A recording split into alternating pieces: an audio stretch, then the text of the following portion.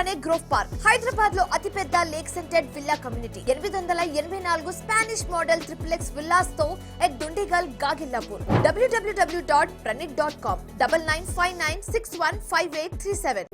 లేకపోతే కార్పొరేషన్స్ కోసం తీసుకొచ్చిన అప్పులు, లేకపోతే కార్పొరేషన్ వాళ్లే కట్టుకోవడానికి అవకాశం ఉంటే మరి మీరు రాష్ట్ర ప్రభుత్వ అప్పులుగా ఎట్లా చూపిస్తారని. అధ్యక్ష, నేను ఒక చిన్న విషయం అడగదలుచుకున్నాను. అదేరా ఇప్పుడే చూశాను, నేను డిపిఆర్ ఇచ్చారు బ్యాంకులకి.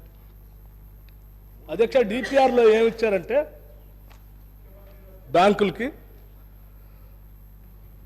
కాళేశ్వరం 2020-21లో వాటర్ ట్యాక్స్ ఖరీఫ్ 18 కోట్లు వసూలు చేస్తాం.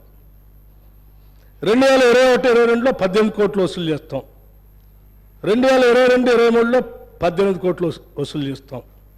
వాటర్ ట్యాక్స్ రబీ 2020కి 2 కోట్లు, 2021కి 2 కోట్లు, 2022 2 కోట్లు, 2023 3 కోట్లు, 2024కి 3 కోట్లు, అట్లాగే ఖరీఫ్లో 20 కోట్లు. ఇట్లా ఎక్స్పోజర్ ఇస్తూ 2030 వరకు ఇచ్చారు అధ్యక్ష. ఇది డిపిఆర్ కాళేశ్వరం కోసం రుణాలు తెచ్చుకోవటం కోసం వాళ్ళు బ్యాంకులకు ఇచ్చింది. అట్లాగే భగీరథకు కూడా అదే చెప్పారు అధ్యక్ష. ఏం చెప్పారో, rural household 2020 1920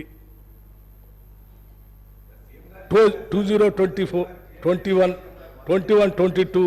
22 23 rural house హోల్డ్కి, మున్సిపల్ కార్పొరేషన్కి, మున్సిపల్ రిక్వైర్మెంట్కి, ఇండస్ట్రియల్ పర్పస్ కోసం ఎంతెంత వసూలు చేస్తాం కడతామని దీనికి కూడా ఇచ్చారు. అది ఇది వాళ్ళు ఇచ్చిన రిపోర్ట్. అది అంటే నేనేమంటున్నా అంటే, సరే హరీష్ రావు గారు అన్నారు మేము ఎక్కడ చుక్క నీళ్ళకు కూడా బిల్లు పెట్టలేదు, నీళ్ళు వసూలు చేయలేదు, ఎక్కడ మేము బ్యాంకులకి ఆ జనం దగ్గర నుంచి వసూలు చేయలేదు. మేము చెప్పేది కూడా అదే అధ్యక్ష. మేమేం చెప్తున్నాం, మీరు కార్పొరేషన్స్ పేరు మీద లోన్లు తీసుకుంటూ గవర్నమెంట్ గ్యారంటీ ఇప్పిస్తూ ఆ కార్పొరేషన్లు కట్టవు, అంతిమంగా డబ్బులు కట్టేది గవర్నమెంటే కాబట్టి ఆ గవర్నమెంట్ లెక్కల్లోకే రావాలి ఈ అప్పు అని కూడా నేను చెప్తాను. ఆ రకంగా లెక్కేస్తేనే ఎన్ని లక్షలు కొట్టుకొచ్చిందో చెప్పాను లెక్క. మేము చెప్పింది అదే, ఆయన చెప్పింది అదే, మేము కాదన్నదే ఉంది. మీరు చెప్పిందని మేము కావట్లేదు, నిజంగా మీరు వసూలు చేయలే, కానీ కట్టేది ఎవరు? గవర్నమెంటే కదా. మరి గవర్నమెంటే కడుతున్నప్పుడు ఎఫ్ఆర్బిఎం లిమిట్కి వారు రెవెన్యూ జిఎస్డిపికి కూడా నిష్పత్తి చెప్పలేదని చెప్పారు. నేను అది కూడా చెప్తాను అధ్యక్ష.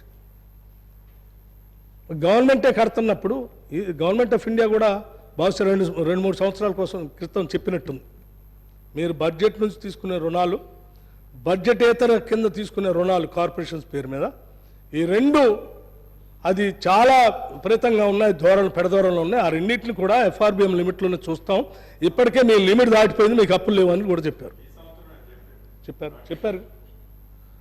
ఆ చెప్పిన దాంట్లో మళ్ళీ మీరు కూడా అడిగారు, ఒక్కటేసారి అన్ని బంద్ చేస్తే మాకు కష్టం అయితే కొంచెం వెసులుబాటు ఇవ్వండి, కొద్దిగా తీసుకుంటామని.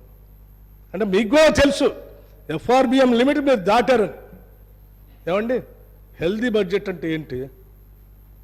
ఎఫ్ఆర్బిఎం లిమిట్ దాటకుండా దాంట్లో వితిన్ ద లిమిట్స్లో ఉండి ఈ రాష్ట్ర ప్రగతి కోసం ప్రణాళికలు తయారు చేసుకుంటూ ముందుకు పోవటం అనేది హెల్దీ బడ్జెట్. ఇంత మంచి ఆర్థిక వనరులు ఉన్న రాష్ట్రాన్ని అప్పుల పాలు చేయటం ఏంది మీరు?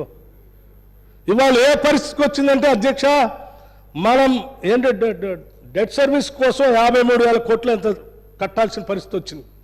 అంటే అప్పు కట్టడానికి మళ్ళీ అప్పు తీసుకోవాల్సిన పరిస్థితి ఈ రాష్ట్రంలో. అప్పు కట్టడానికి అప్పు తీసుకుంటున్నాం. ఇంతకంటే దౌర్భాగ్యం ఉంటుంది అధ్యక్ష? Is it not a debt trap? ఆర్థిక పరంగా ఆలోచన చేస్తే సభలో ఉన్న పెద్దవాళ్ళందరూ నేను అడుగుతాను, సీనియర్ శాసనసభ్యులందరూ ఆలోచన చేయండి.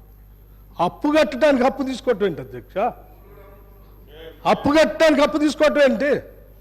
ఊళ్ళల్లో గిరిగిరి వడ్డీలు తీసుకొని ఇల్లు తాకట్టు పెట్టి, పొలం తాకట్టు పెట్టి అప్పు తీసుకొచ్చి వడ్డీ పెరిగిపోయి కట్టలేక మళ్ళీ అప్పు తీసుకోవటం, ఇంకో ఆయన అప్పు తీసుకొని ఆ అప్పు కట్టలేక ఇంకో అప్పు తీసుకొని మొత్తం డెట్ ట్రాప్లో పడి అయిపోతుంది. అట్లా తీసుకొచ్చారు ఈ రాష్ట్రాన్ని మీరు.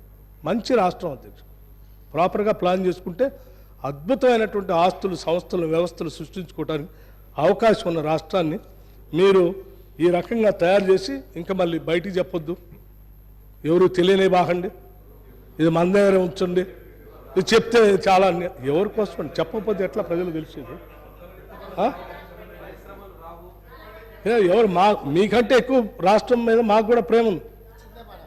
ఇచ్చిందే మేము, మీకంటే ఎక్కువ ప్రేమ మాకుంది.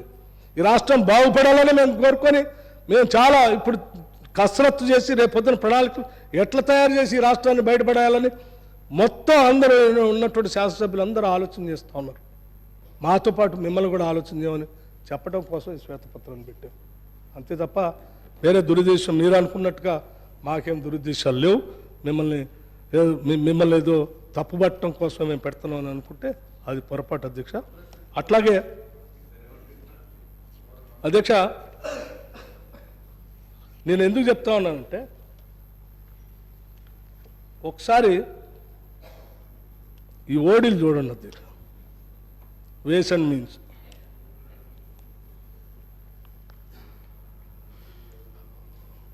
ఆర్బీఐ దగ్గర మనం ఎంతో కొంత డబ్బు దాచుకుంటాం, సరే మన రాబడి కూడా ఆడికి వస్తుంది. అవసరాల కోసం ఎప్పుడైనా డబ్బు అవసరం ఉంటే డబ్బు ఇస్తారు. Treasury bill holding positive cash balances చూడండి అధ్యక్ష, 2014, 15, 16, 17, 18, 2019, 20, 21, 22, 23 వరకు నేను చెప్పదలుచుకున్నాను.